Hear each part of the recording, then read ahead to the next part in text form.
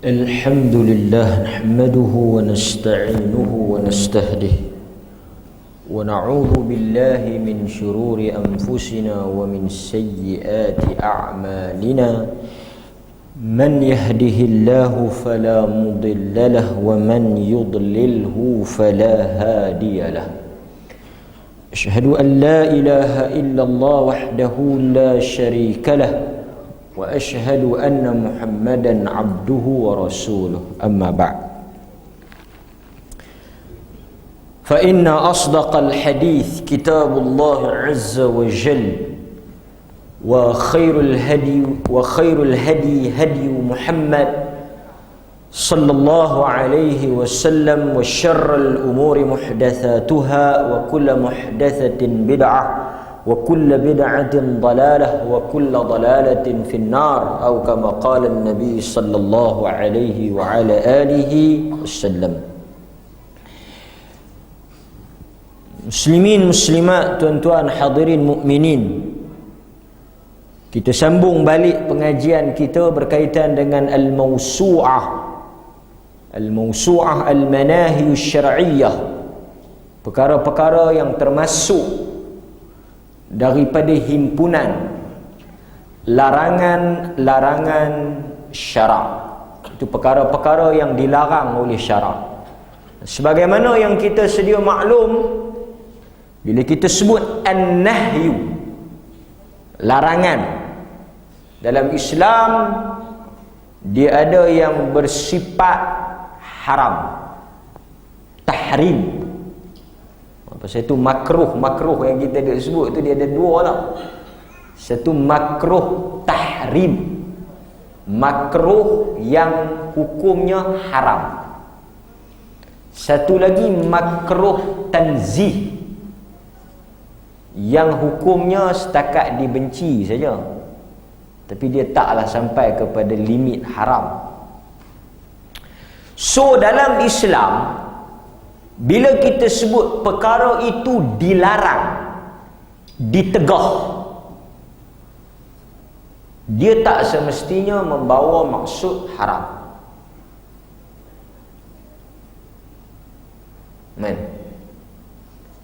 Demikian juga bila Nabi kata tak sah atau tak, dia guna perkataan tak, tidak, dia juga tak semestinya menunjukkan benda tu tak boleh, kan? Apa situ kita nak kena tengok. Ada larangan yang hukumnya haram dan ada larangan yang hanya makruh. Maknanya masih boleh buat, tetapi dia tak disukai oleh Allah Subhanahu wa taala. Ini yang menyebabkan kadang-kadang berlakunya perbezaan. Ada kata boleh, ada kata boleh tapi dibenci, ada kata tak boleh dengan erti kata maksud haram, kan? Itu kita kena faham lah, kan? Contoh seperti larangan memakan benda-benda yang berbau, kan? Man akala basal atau sawf falyatadil, ataupun sesiapa yang memakan bawang ataupun sesuatu yang berbau lah, maka hendaklah dia jauh daripada mas. Apa hukum makan benda tu? Haram ataupun dia hanya sekadar makruh, kan? Itu satu contoh. Sebab itu bila kita baca dalam Quran tak boleh itu tak boleh haram atau tak boleh makruh. Itu perkara yang penting lah. Macam tu juga dengan suruh, perintah. Ada yang suruh tu sampai kepada tahap wajib, tapi ada juga suruh yang tak wajib, dia pergi hanya setakat sunat, tapi dia suruh juga kita buat. Suruh tetap suruh, tapi suruh itu adakah suruh yang wajib, maknanya berdosa kalau tak buat, ataupun suruhan itu hanya sekadar satu benda yang sunat. Dalam Quran banyak suruhan, seperti suruhan bersedekah. Disuruh kita bersedekah, kan? Sebagaimana dalam Al-Quran, anfiqu mimma razaqnahum, keluarkan apa yang direzekikan kepada kamu. Dia suruh kita keluar, dia suruh kita sedekah, infaq. Tetapi adakah perintah itu menunjukkan wajib? Artinya orang yang tidak bersedekah tu berdosa. Tapi dalam masa yang sama memang ada sedekah yang wajib, seperti zakat, kan? Seperti juga arahan qumil lail, bangunlah di tengah malam. Dia suruh, ya ayyuhal muzammil, wahai orang-orang yang berselimut, tidur, bangkit di tengah malam, pertengahan malam kamu bangkit. Dia merujuk kepada sembahyang tahajud. Dia suruh qumil lail, bangunlah, dia suruh. Tetapi adakah orang yang tak bangun tu berdosa? Kita kata tak. Pasal apa kata tak? Pasal bangun di situ suruh sunat, dia tak suruh wajib. Tahu mana kata suruh sunat? Tahu mana kata sembahyang tengah malam tu sunat? Dia suruh mangkit-mangkit, Yang pandai-pandai pergi kata sunat macam mana? Dalam hadis sebut, bila satu orang Arab Badui tanya Nabi, ma faradallahu alayya minas salah, sembahyang apa yang wajib? Nabi kata 5 waktu. Badui tu tanya balik, ada lagi? Nabi kata tak ada, illa an tatawwa, melainkan ada yang hang nak tambah. So ulama kata yang wajib tu 5. So selain daripada 5 ni dia sunat. Artinya kalau ada suruhan, perintah untuk kita buat salat selain daripada 5 ni, perintah itu masuk dalam kategori sunat. Jadi sebab itu bila kita baca larangan ni, tak semestinya dia membawa hukum haram. Tapi kadang-kadang memang kerana asal, tuan-tuan kena ingat, asal kepada larangan haram. Artinya bila dilarang tu asal hukum dia memang haram. Cuma dia akan jadi makruh bila dia ada qarinah. Qarinah ni apa? Dia ada, kita panggil, bukti lain. Contoh, larangan minum berdiri. Larangan minum berdiri. Nabi kata tak boleh minum berdiri. Siapa yang minum, muntahkan balik. Kita kata asal larang maka hukum yang pertama, minum berdiri ni haram. Kemudian kita jumpa bukti lain, itu dipanggil qarinah tu. Kita jumpa bukti lain, iaitu perbuatan Nabi minum diri. So yang tu telah menyebabkan asal hukum haram itu turun kepada makruh. Tapi kalau kita tak jumpa, kalau tak ada perbuatan minum berdiri tadi ni, maka kekal hukum haram. Yang ni dia panggil apa? Dia panggil usul fiqh. Tapi tuan-tuan tak payah tahu. Cuma saya nak cerita sebab bila kita mengaji kitab larangan, dia tidak semestinya larangan itu dengan maksud haram. Jadi kalau ada keadaan-keadaan tertentu kita minum berdiri, boleh atau tidak? Boleh, Orang kata, Nabi larang. Betul, tetapi dia bukan haram. Tapi sebaik-baiknya, afdalnya, seelok-eloknya, tak payah. Tapi ada keadaan-keadaan tertentu, bolehlah. Tapi sebab kalau benda tu selagi mana dia bukan haram, dia tak boleh dihukum secara keras, tegas. Tak boleh. Kita pun tak boleh nak kata lebih kurang lah. Pasal benda tu tak sampai ke tahap haram. Okey. Demikian juga seperti isu seluar labuh, isbal, seluar labuh, itu pun paling tinggi dia boleh pi hanya makruh. Dia tak boleh jadi haram. Orang yang seluar labuh ni, kalau dia seluar labuh paling kuat dia boleh pi hanya kepada perbuatan itu makruh. Dia tak boleh pi haram. Pasal apa dia tak boleh pi haram? Pasal ada hadis yang kalau haram Nabi kata apa-apa yang lebih daripada buku lali ma asfala minal ka'bain, apa yang lebih daripada buku lali minal idhar, daripada kain, finnar, dalam neraka. Maknanya larang lah. Tak boleh lah. So kita katalah haram. Tapi mai hadis lain, bila Nabi kata dekat Abu Bakar As-Siddiq radhiyallahu anhu, seluar dia labuh dia duk angkat, kain dia labuh dia angkat, kain dia labuh dia angkat. Nabi kata hang ni pasal apa? Dia kata kain labuh. Nabi kata labuh tu kalau sombong. So hak tu menjadi bukti bahawa bukan labuh tu yang menjadi isu. Maknanya kalau tak sombong, dia tak apalah tak labuh.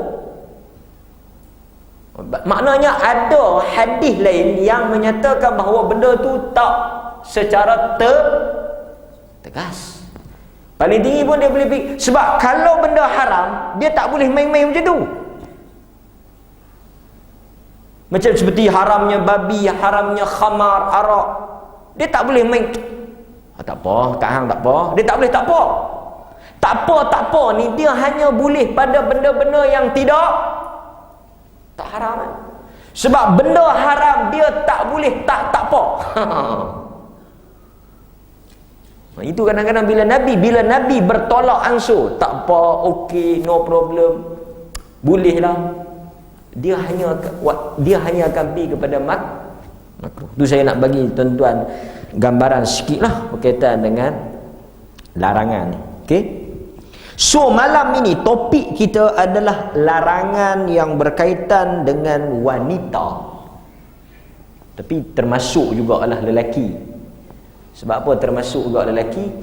Kalau kita kata macam ni ya, benda yang Allah suruh pada wanita, dia juga kena pada lelaki. Benda yang disuruh pada lelaki juga kena pada perempuan. Itu asalnya. Asalnya perintah tu umum. Kecuali Allah bagi tahu yang ni orang perempuan saja, yang ni laki-laki saja. Kita nampak contoh dia. Maka ketika tu barulah kita boleh perasi. Tak ada benda tu, tak ada pengecualian tu, maka apa yang Allah suruh pada lelaki juga kena pada orang perempuan.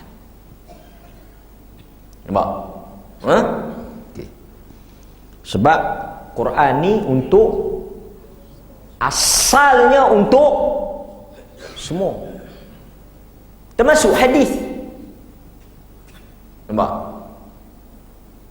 Contoh, Allah kata wa aqimu.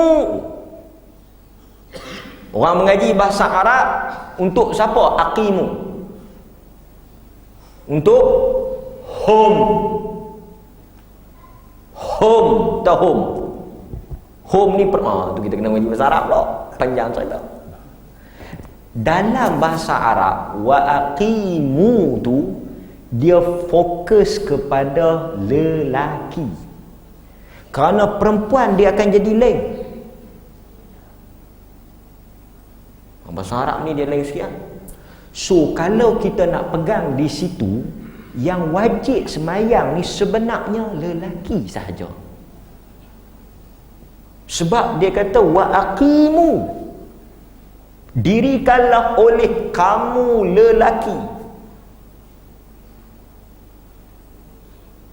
Antum bukan hum, antum. Silap. Pasal dia fi'il amar. Dia antum. Pasal dia fi'il amar. Antum pun lelaki lah. Kalau perempuan antunna. Ni masuk dalam kelas. Jadi maknanya Allah kata, dan hendaklah kamu lelaki. Tu terjemahan dia yang betul. Kalau perempuan wa aqimna, dia antunna, kan? Tapi pasal apa yang orang perempuan habis sembahyang juga, yang dia suruh tu orang lelaki? Kerana Quran ni dia untuk semua. Dia tak ada bagi tahu kata perempuan tak gaduh. Jadi bila dia suruh lelaki, automatiknya masuk di dalamnya wanita. Itu asalnya. Demikian juga bila suruh semayang, cara semayang pun sama. Seperti mana dalam hadis yang diriwayatkan oleh Al-Imam Al-Bukhari, Nabi kata sallu tu pun, dan Nabi bercakap dengan kawan tu lelaki. Kan kawan tu main nak belajar semayang dengan Nabi. Cerita dia satu orang lelaki main nak belajar semayang dengan Nabi. Nabi kata sallu, salatlah kamu, kat lelaki-lelaki tu kama raaitumuni usalli. So Nabi tu siapa? Laki-laki. Nabi tu lelaki. So Nabi kata kat lelaki tu, hampa tengok lagu mana aku semayang, lagu tu hampa semayang. Soalan kita, perempuan nak semayang lagu mana? Perempuan nak semayang lagu mana? Kami pun nak semayang lagu Nabi. Nabi tu laki ke perempuan? Laki ke perempuan? Laki. So orang perempuan samahyang. Semahyang dia sama macam orang lelaki. Sama. Tu pasal apa kami kena pakai telekung? Yang tu kita dah cerita. Soalan tu tak timbul lah pasal apa? Pasal yang tu dia dah cerita pasal isu aurat.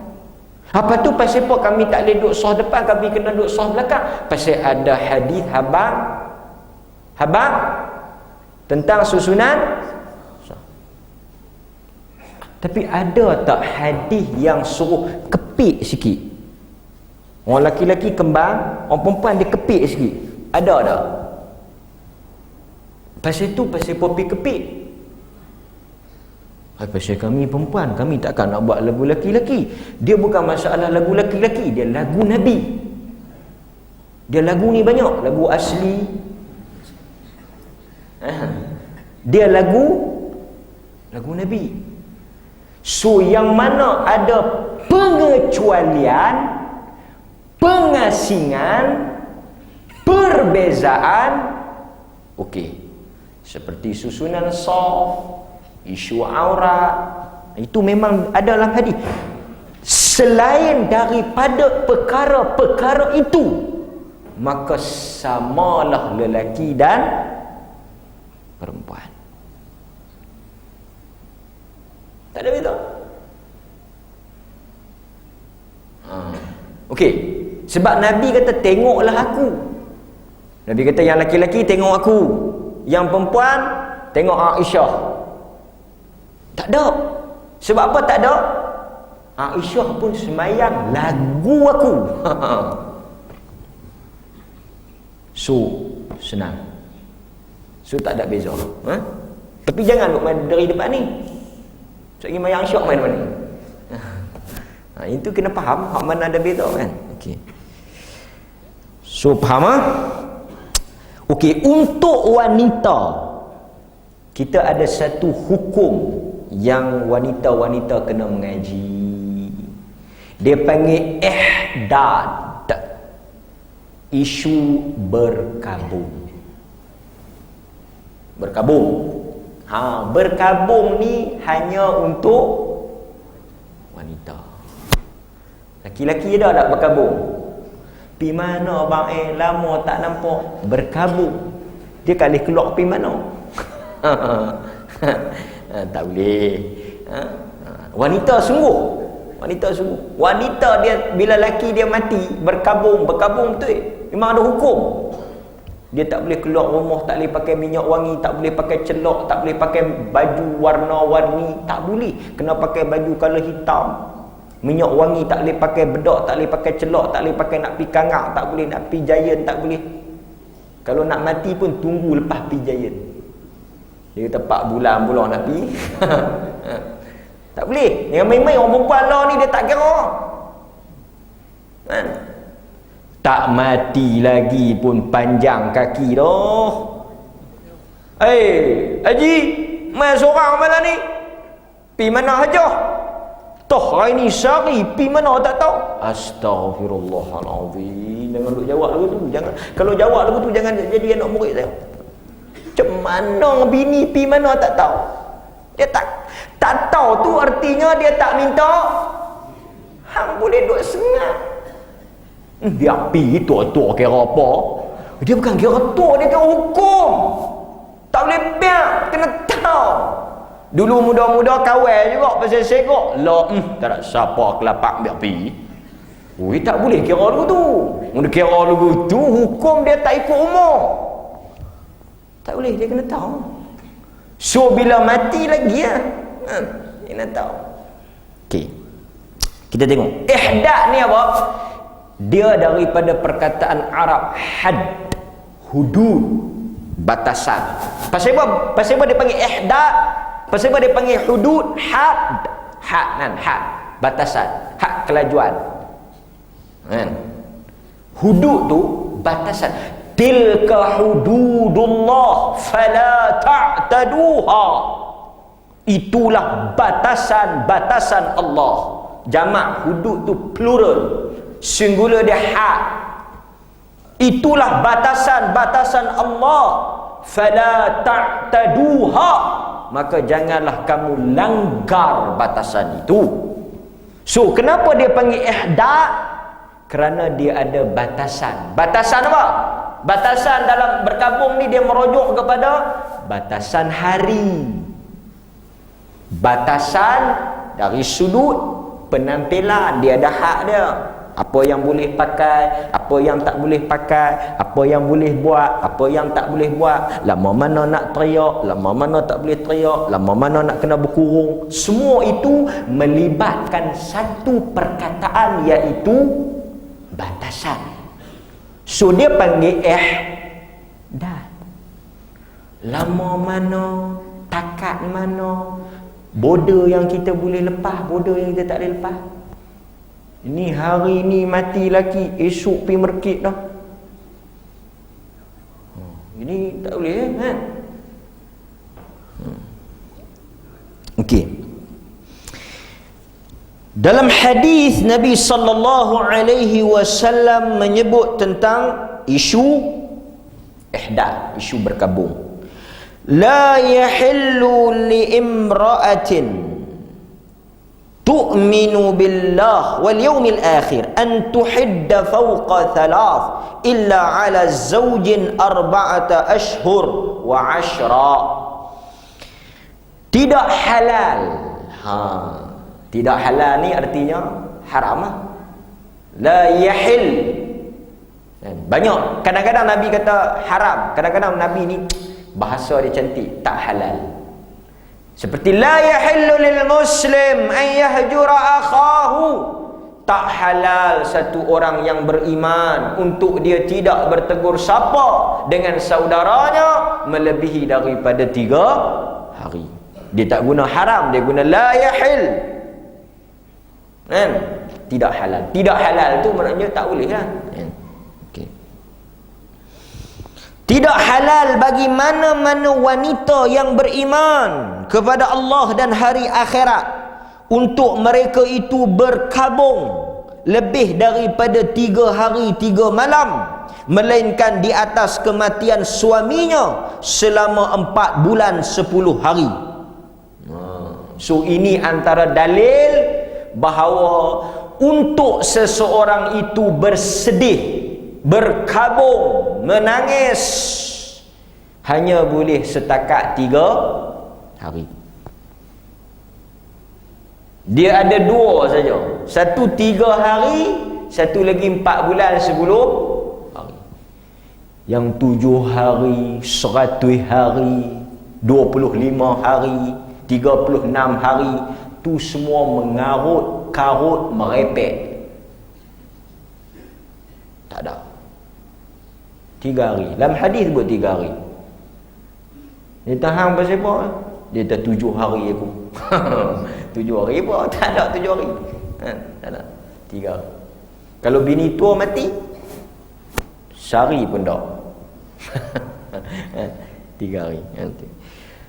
Hadis ini menunjukkan bahawa tidak boleh berkabung, tak boleh bersedih, tak boleh menangis, tak boleh bermuram durja lebih daripada 3 hari. So hari keempat dia kena berhenti teriak. Dia kena pakai pakaian yang cantik.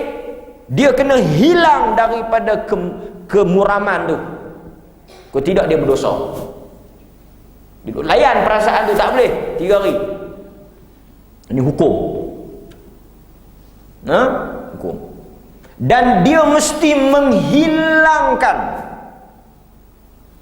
menghilangkan perasaan-perasaan ataupun faktor-faktor yang menyedihkan tu. Sebab itu para ulama fiqh di kalangan mazhab bincang tempoh ta'zir. Tahu ta'zir? Ta'zir atau ta'zir? Salam ta'zir. Ta'zir ni apa dia? Dalam Islam sunnah kita memberi ta'zir. Ta'zir ni apa-apa perkataan, perbuatan yang boleh menghilangkan rasa sedih dan menghiburkan orang yang kesusahan tu.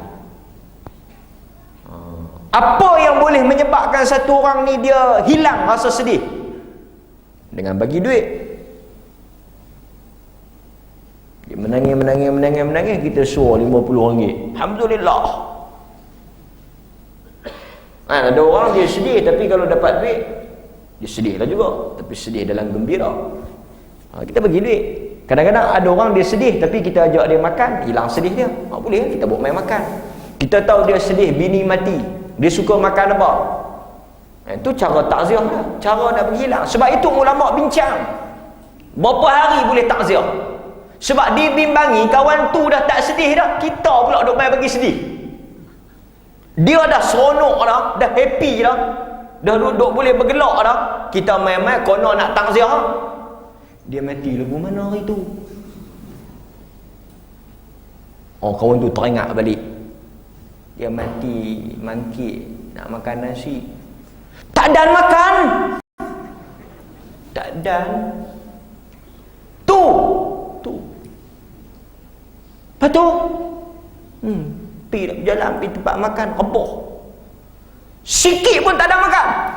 Kita yang nak takziah ni. Kononnya nak pergi melawat, nak takziah, tak ada makan, sesuap pun tak ada makan. Ishi, mati lapar. Kawan ni mai sebok. Mai teringat boleh. Ini dia bukan panggil takziah. Ini dia panggil tenyeh ke atas. So tak boleh lah benda ni. Tak boleh, haram. Sebab itu kita nak buka balik kesedihan ni sesuatu yang dilarang. Sebab tu kadang-kadang TV tu jahil, tak tahu nak kata.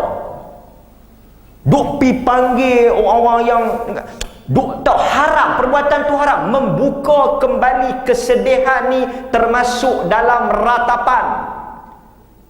Peristiwa-peristiwa lama ditayangkan semula, diungkit semula, dibongkarkan semula. Sebab itu tak ada memperingati 100 hari tragedi Highland Tower, memperingati 100 hari MH370, kerana sebahagian daripada mereka yang terlibat mungkin sudah melupakan hal itu, sudah hilang kesedihan itu. Tapi dengan program-program sebegini, kita membuka cerita lama, menyebabkan luka berdarah kembali.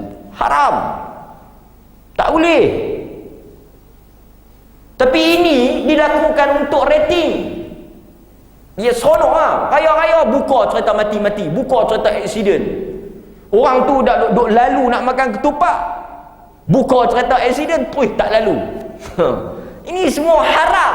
Kan bawa mai anak-anak yang cerita pula macam mana kejadian, macam mana masa berlaku tu. Dia pun memaksa dia untuk mengingat kejadian hitam tu, dan memaksa dia untuk bersedih. Dan kita tonton pun duk berlakon teriak kat belakang. Ini semua perbuatan yang bercanggah dengan hukum. Pasal itu kita bercakap ni bukan bercakap kosong. Kita sedang berbincang tentang hukum. Melakukan sesuatu perbuatan yang mungkar, haram, tak boleh kita buka balik kesedihan. Tayang muka-muka kawan tu dah lupa dah, kadang-kadang sedekah habis baju-baju, tutup gambar-gambar apa semua. Ini kita kena ingat. So para ulama kata, ada kata dia kata takziah takat 3 hari based on hadis ni. Setengah mazhab kata tak ada hari, cuma tengok keadaan dia. Kalau dia dah hilang sedih tu, stop. Kerana tujuan takziah itu sudah illah. Sebab kita nak pergi bagi takziah tu, kita pergi buat takziah tu nak bagi dia gembira. Dia dah gembira dah, nak takziah apa lagi? Pipi tengok duk rebus telur, kita pergi nak takziah, dia duk rebus telur.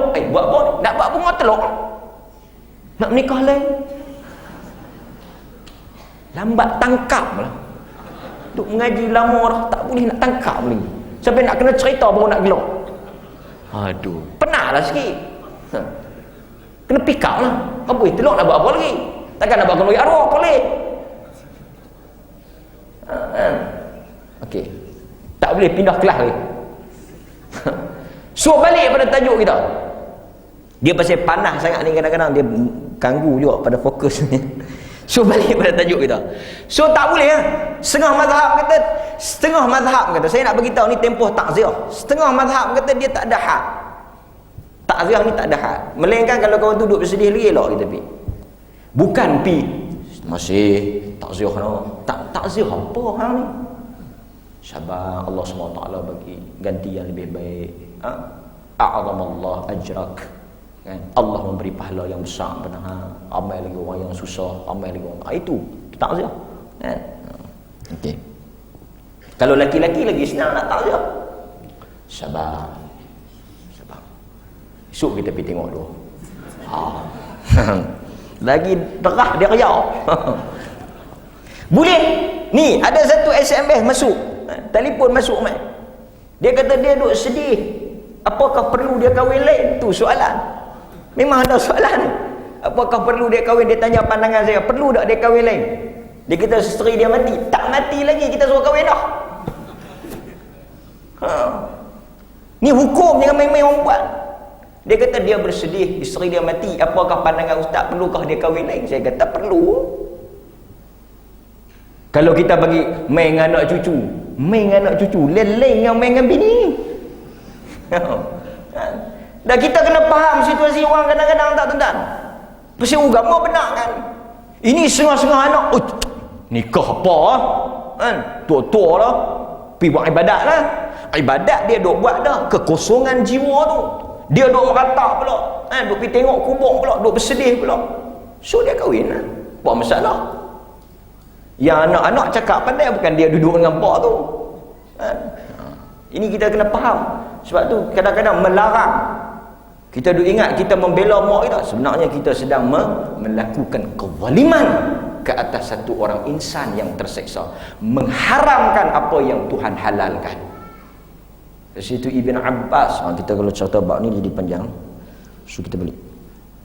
So tapi kecuali kepada wanita. Pasal itu Nabi pernah pergi pada keluarga Abu Ja'far.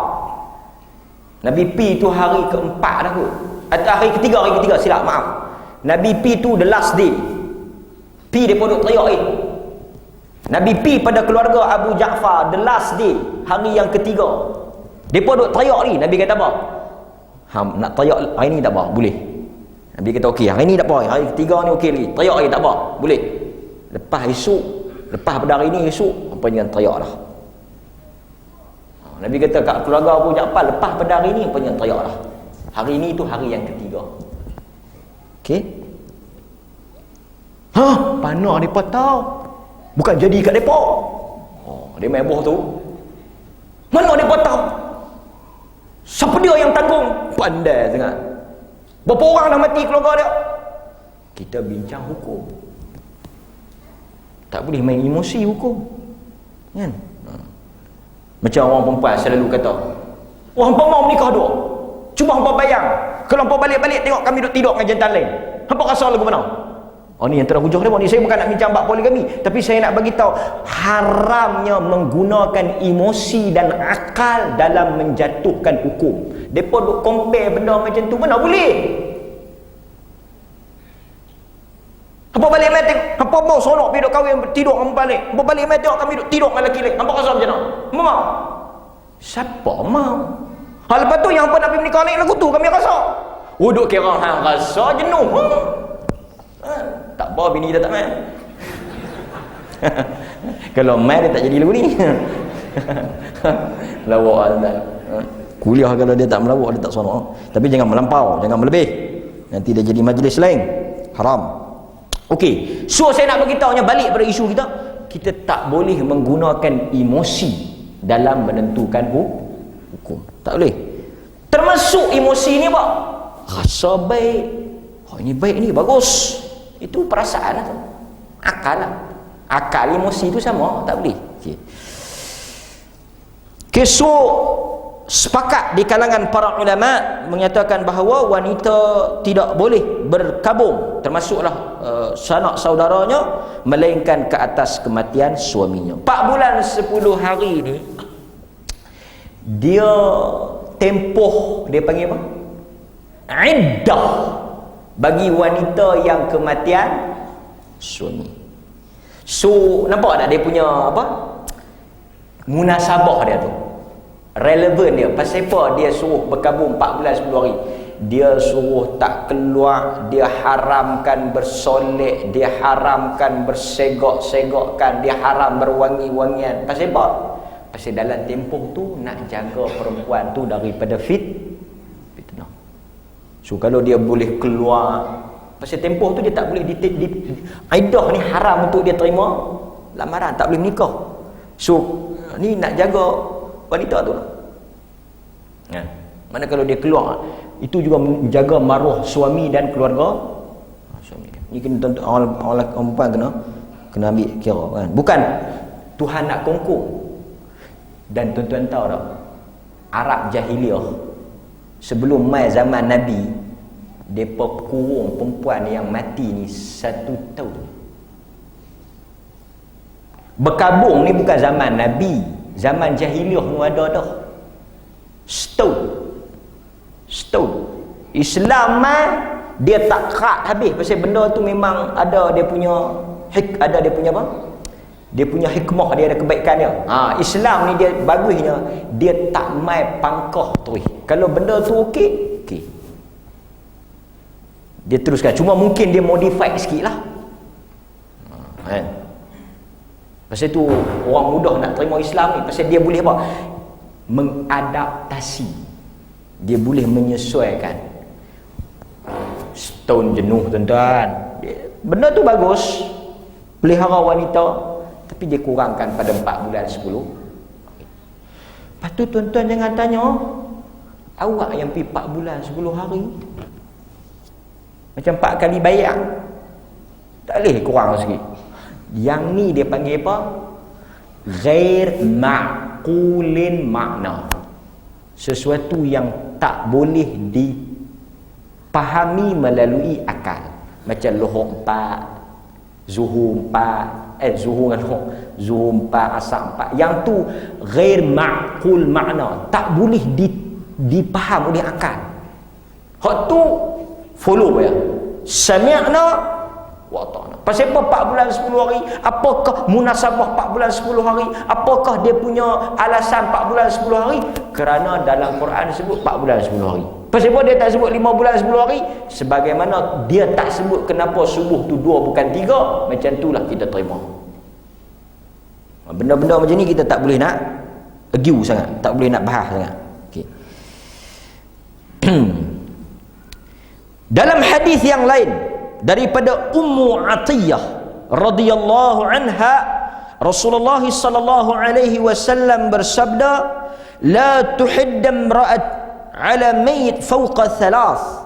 Tidak boleh satu orang wanita, yakni isteri lah, berkabung terhadap mayit, maknanya mana-mana orang yang mati daripada kalangan saudaranya, lebih daripada 3 malam, melainkan ke atas suaminya, kematian suaminya 4 bulan 10 hari. Janganlah, ini antara larangan dia, tuan-tuan tolong dengar orang perempuan, janganlah dia menyentuh pakaian yang diceluk dengan warna. Artinya jangan pakai pakaian yang berwarna-warni. Apakah maksudnya? Bolehlah orang perempuan ni pakai pakaian warna-warni pada hari yang tak gaduh berkah. Orang tanya, orang perempuan ni kalau dia bagus, dia kena pakai warna hitam ke? Tak. Tunggu lelaki mati pakai. Maknanya wanita ni bolehlah pakai. Pasal Nabi kata apa? Jangan sentuh. Tapi sebelum tu kalau tak ada kematian, tak ada berkabur, boleh pak. Okay, tapi jangan melampau sampai kita tengok daripada jauh, payung apa besar sangat ni. Pasal dia pakai tu nak macam payung warna-warni. Jangan melampau macam tu kan. Sampai orang tengok, tidak, tak ada tiang tang masjid ni, ada tiang. Dia tu nampak macam tiang, color macam-macam. Tak mau macam tu kan. Sampai orang duduk sembahyang belakang dia duduk kira warna pula. Tak boleh. Kita bawa hadis nombor 2 ni dia berhenti lah. Kan?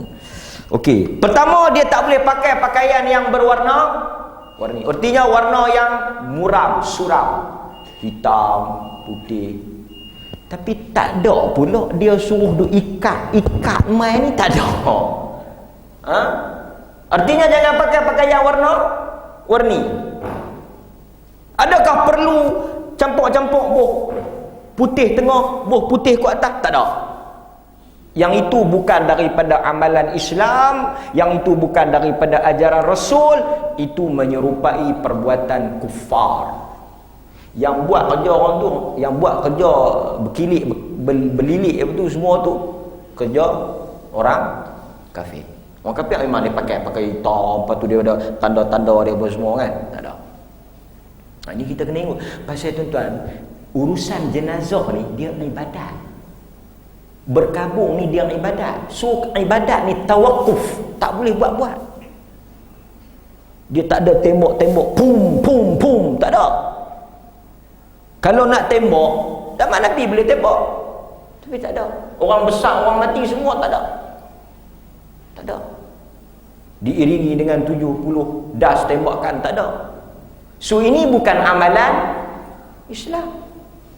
Dia berkata ini adat. Adat tak boleh melebihi daripada syariat. Adat hanya boleh diamalkan sekiranya dia tidak mukhalaf syariah, dia tidak menyelisih syariat. Tak apa. So adat-adat yang dilakukan dalam perkabungan ni kebanyakannya tidak berasaskan Islam. Saya habis sikit hadis ni, kita bagi laluan pada azan. Yang kedua, jangan dia menyentuh atau bercelak.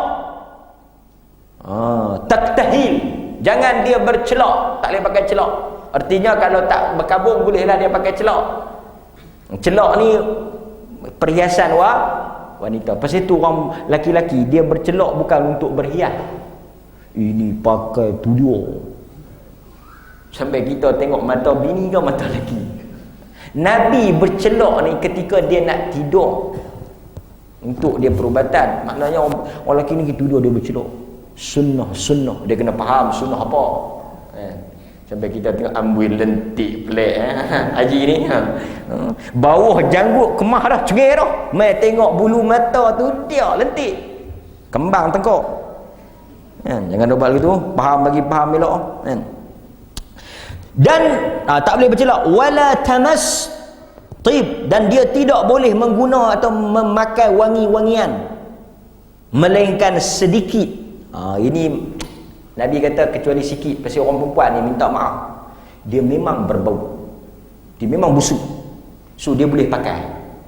Dan dalam Nabi kata juga dia boleh guna dia, sebab orang perempuan bila dia mandi wajib biasa tak ada pelik, tapi mandi wajib ketika suci daripada haid, ni orang perempuan boleh amal. Sunnah dia bubuh pewangi di kemaluan.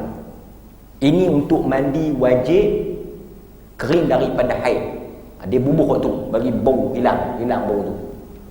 Yang ni dia boleh walaupun dalam tempoh berkabung. Okey. Itu beberapa larangan daripada hadis tentang orang yang berkabung. So kita bagi laluan pada azan. Sekali saya sambung sikit, tapi tak boleh sambung panjang. Temu sikit insya-Allah.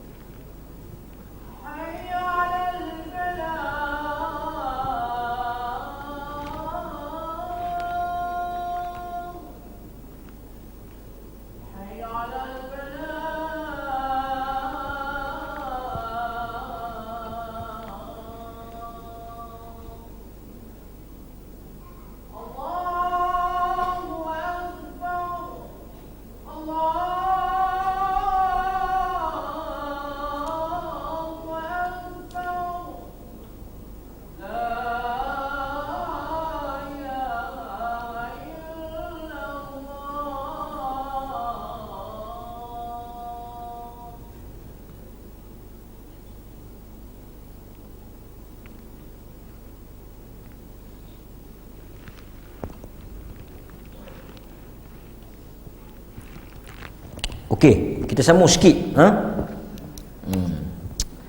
Artinya wanita yang ditinggal suami ni dia wajib untuk berihdad.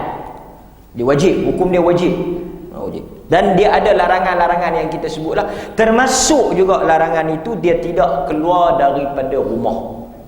Termasuk daripada itu dia tak boleh keluar, kerana dalam tempoh itu juga dia sedang menjalani iddah. Dia sedang menjalani iddah. Kan? Salah satu daripada larangan iddah tu untuk keluar daripada rumah. Sebab itu sedikit saya sentuh. Demikian juga wanita yang ditalak raj'i, artinya talak satu atau talak dua.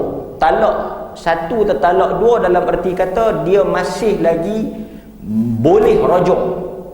Contoh macam ni, satu laki-laki dia talak bini dia, cerai bini dia dengan talak satu ataupun kali pertama bercerai. Itu pandangan yang kuat lah. Maknanya itu kali pertama mereka bercerai, artinya talak raj'i. So wanita tu dalam iddah, dari sudut hukum wanita itu sebenarnya masih lagi memegang status isteri.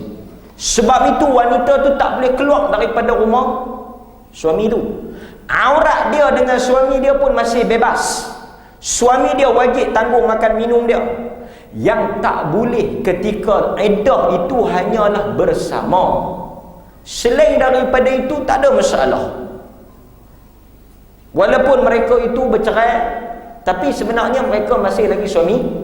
Di atas sebab itu, kalaulah dalam tempoh itu suami dia mati, maka dia juga kena meneruskan ihdat tadi. Kerana pada sudut hukum dia still masih lagi isteri kawan tu. Dia kata tak, kami dah bercerai, tapi cerai raj'i, artinya hang masih lagi bini dia, masih milik dia. Cuma hampa tak boleh bersama. Kalau hampa bersama, hampa rujuk balik, dia angkat rujuk. So kalau wanita macam ni, kalau tuan-tuan jumpa kes dia bercerai, lepas tu laki dia mati, kebetulan mati dalam tempoh iddah tu, hang kena berkabung walaupun hang bercerai. Sebab hang masih lagi bini dia. Itu dari sudut hukum, kan? Okey?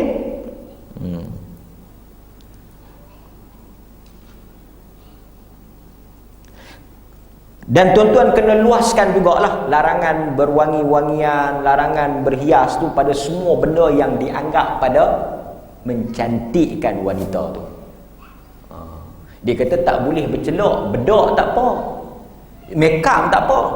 Dia tak sebutlah detail. Artinya kalau tak boleh bercelok, make up pun tak boleh lah. Artinya semua perbuatan yang boleh menimbulkan tarikan atau menampakkan kecantikan, hukum dia sama. Kerana sebab tu dilarang tu kerana nak tarik perhatian. Pergi tengok tak pudang, pucat, lesi, suram, kan? Pasal tu orang kata hang ni macam laki mati. Betul. Pasal laki mati memang macam tu, sedih apa semua, kan? Okey. Kecuali atas sebab-sebab tertentu lah, dia boleh lah keluar rumah dan sebagainya, kan? Okey. Cuma saya nak sentuh sikit tentang apa yang disebut oleh para ulama berkaitan dengan keluarnya wanita daripada rumah ni untuk mengiringi suami dia, sebagaimana yang disebut oleh para ulama tentang hukum wanita keluar daripada rumah. Asalnya tak boleh, tapi untuk mengiringi jenazah, bawa jenazah suami dia ataupun ziarah kubur. Dalam hal ini ada beberapa pandangan yang disebut oleh Syekh Muhammad ibn Salih Al-Utsaimin rahimahullahu ta'ala. Ada beberapa pendapat lah. Ada yang pergi kepada haram, maknanya dia tak boleh keluar hatta kepada iring jenazah suami dia. Maknanya dia duduk di rumah, dia tak keluar. Berdasarkan kepada hadis Nabi SAW, dia tak boleh, tak dihalalkan untuk dia keluar. Kerana keluar tu keluar tanpa keadaan yang mendesak. Kalau dia tak pergi pun tak ada masalah, tak wajib untuk dia pergi. Dan kalau dia pergi pun boleh menimbulkan fitnah, terdedah kepada pencampuran, terdedah kepada ratapan, terdedah kepada kesedihan dan masalah. Dan asal pada wanita ziarah kubur ni pun sebenarnya dilarang. Tapi sebahagian ulama pergi kepada larangan itu hanya makruh. Larangan itu makruh, makna wanita ni nak keluar tu, dia keluar bersebab, dia ditemani oleh mahram dia, maka dia pergi kepada makruh. Dan dalam masa yang sama dia boleh kawal, dia boleh kawal diri dia. Dan ada hadis sebut apa? Dahulu aku larang kamu, sekarang ziarahlah. Artinya larangan haram, larangan tak boleh untuk wanita tu telah dimansuhkan oleh hadis yang kata boleh ni. Boleh. Maknanya dia boleh ikutlah, tapi dia ada mahram dan dia boleh kawal diri dia. Kan? Okey.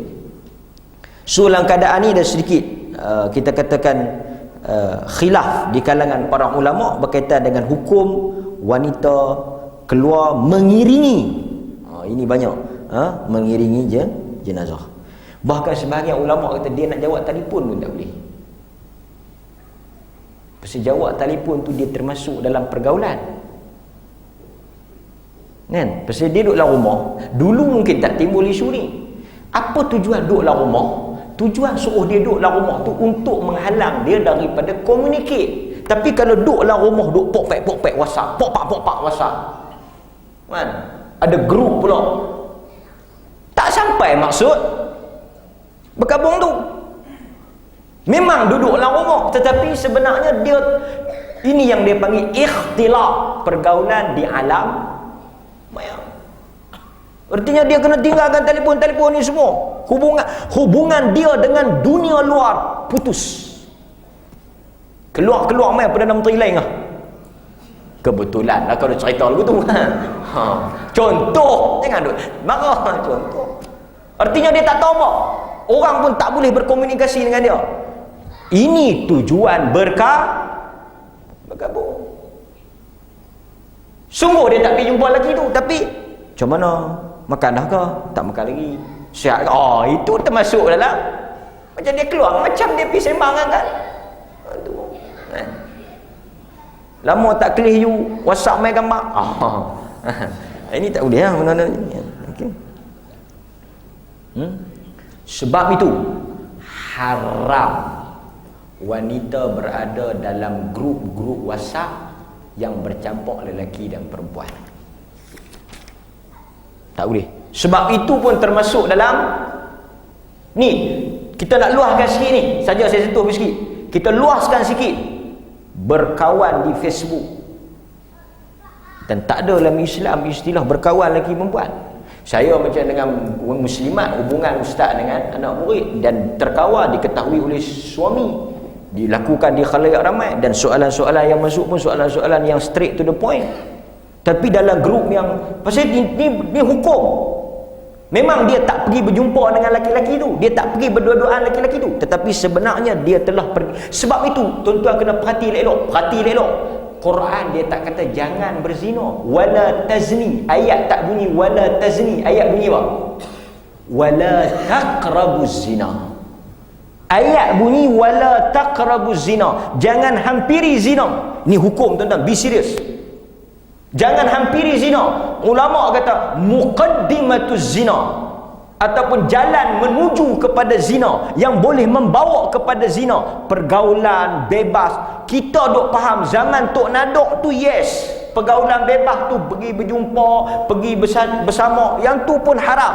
Tapi sekarang pergaulan itu tidak perlu lagi untuk satu wanita tu keluar daripada rumah. Dia boleh memanggil laki-laki tu masuk dalam rumah melalui hubungan telefon.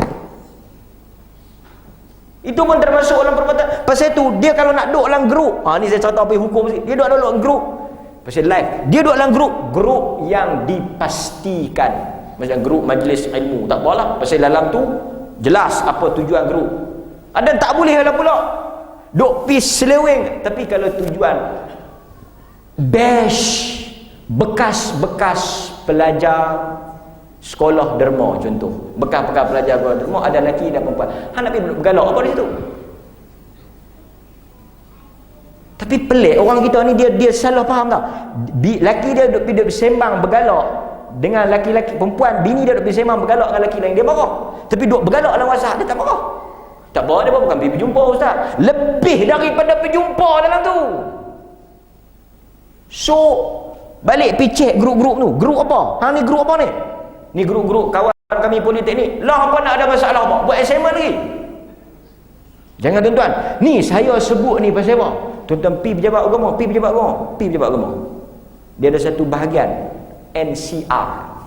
Macam hospital ada ICU. Pejabat agama ada NCR. Nikah, lepas tu bercerai, lepas tu rojong. Punca perceraian ni hubungan terlarang. SMS. Kan? So, itu yang sebaiknya. Okey? Kalau betul invite masuk bini lah tu.